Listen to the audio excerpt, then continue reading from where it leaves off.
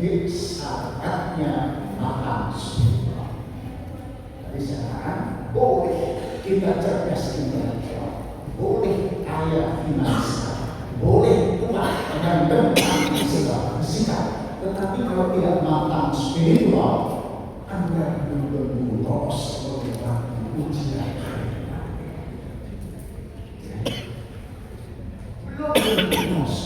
Dan sekarang betapa banyak korupsi itu dana haji, dana utang luar biasa. Jangan Pak Harto 1,3 triliun yang ditaksir itu luar biasa. Hari ini 900 seolah-olah bukan berita, sudah biasa saja. Ini yang mungkin memperolehkan seolah-olah tidak ada beda identiti terdidik atau muslim yang tidak terdidik. Nah, itulah yang diperlukan. Jadi hadiah atau mampu menghadirkan bahasa akademiknya adalah tokoh as a hidden stakeholder. Tokoh sebagai stakeholder yang kita katakan ridhonya. Ya, kalau stakeholder apa itu pemegang saham yang naik sahamnya, ridhonya pemegang saham apa namanya, ridhonya pelanggan dan layanannya, ridhonya dari hidden stakeholder ya adalah ridho dari konsumen. Coba persoalan kontribusi maksimal optimal ini memang masih persoalan membedakan dengan kekuatan ritual di satu sisi. Muslim Asy'ari yang setelah melakukan doktorat dari Universitas Muslim University melakukan tentang spiritualitas orang-orang sedunia dengan metode bau Islami metodologi sederhana. Jadi Al-Quran dan Sunnah mengambil value nilai-nilai Al-Quran yang universal. Orang Muslim itu harus jujur, disiplin, harus menghargai waktu, menghargai tetangga, dermawan, apalagi bersih, apalagi senyum, apalagi memaafkan, tidak berdendam, tidak teror, macam-macam, tidak korupsi, ada 100 gila.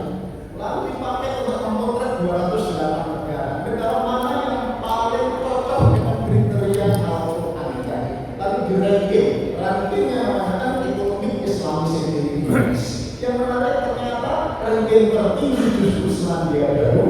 Urutan berikutnya Luxembourg, Iceland, Denmark, Finland. Indonesia ini orang nomor. Indonesia ranking 150. Malaysia 35, Timur Tengah 90 ke atas. Kesimpulan 2 guru besar ini mengatakan Muslim sedunia lebih suka dengan semarak ibadah ritual untuk kepuasan individual, tetapi kering dan kosong dengan aspek spiritual untuk kemaslahatan sosial dan untuk kinerja yang profesional. Ritualnya oke, spiritualnya belum. Umroh, haji, ya, 20 tahun antri di dunia. Umroh tiap tahun dilapor ke ritual, tetapi korupsi, ya, setiap hari kita dengar teruskan. Artinya ritualnya oke, spiritualnya yang membedakan identiti Muslim terdidik dengan Muslim awam tidak tampak dalam kiprah sosial. Mestinya orang yang terdidik ini mempunyai kekuatan spiritual yang luar biasa. Di slide yang baru saya sebutkan mungkin ada di poster di tangannya. David Hawkins di film disertasi diterjemahkan dalam buku Power versus Force. Meneliti orang-orang yang dekat dengannya dibanding orang yang jauh dari Allah. Orang yang spiritualnya bagus, dekat dengan Allah, punya energi langit yang kekuatannya 10 pangkat 900 sampai 1000. Yang jauh dari Allah masih ingat matematika SMK, kurvanya pangkat eksponensial atau logaritmus. Masih ingat? Kok diem? Ya Pak, ini dia nggak bisa jadi lagi. Jadi kurvanya itu naik aja. Artinya orang yang dekat dengan Allah punya energi ketuhanan yang powerful.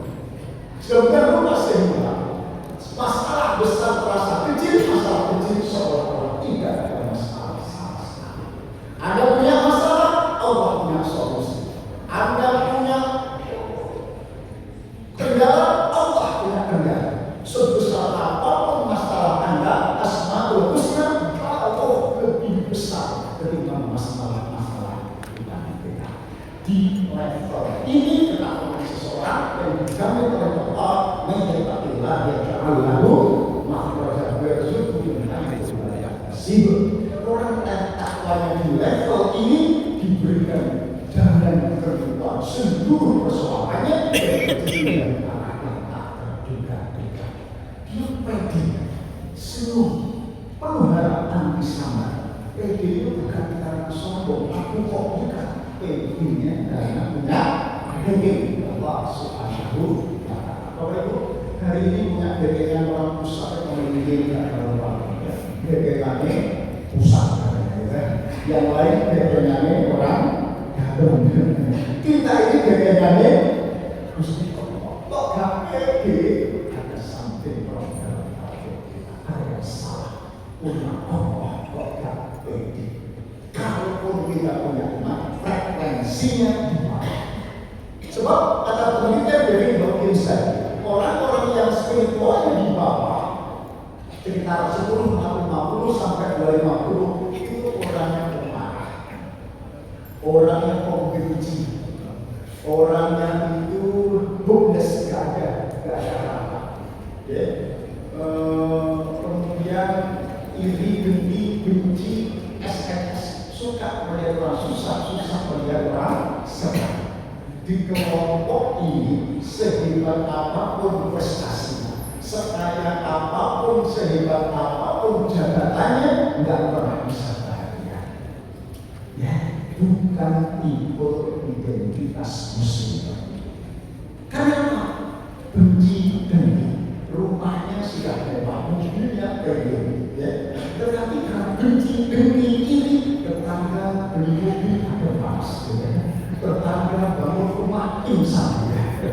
Karena hati iri dengki benci. Baik, lanjut. Jadi ilmu ini bukan doktrin, bukan dogma, diteliti oleh David Hawkins bahwa orang yang dekat dengan Allah, imannya terdidik dengan baik, maka pribadi yang unggul, hebat, leader, ya, yang sukses menghadapi masalah. Nah, yang kedua adalah passion. Passion is your work.